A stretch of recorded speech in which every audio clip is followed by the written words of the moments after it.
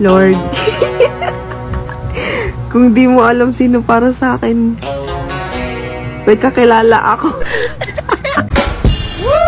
Kung nakakaramdam ka ng mga sumusunod na ito, una, pananakit ng ulo. Pangalawa, pananakit ng kalamnan. Pangatlo, nanlalabo ang paningin.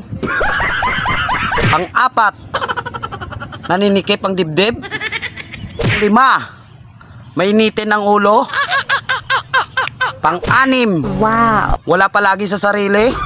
Pang-pito, hirap sa pagtulog. Pang-walo, madalas tulala. Pang-siyam, hindi makausap ng maayos.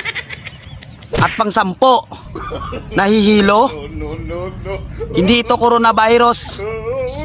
Ito ay sintomas na wala kang pera.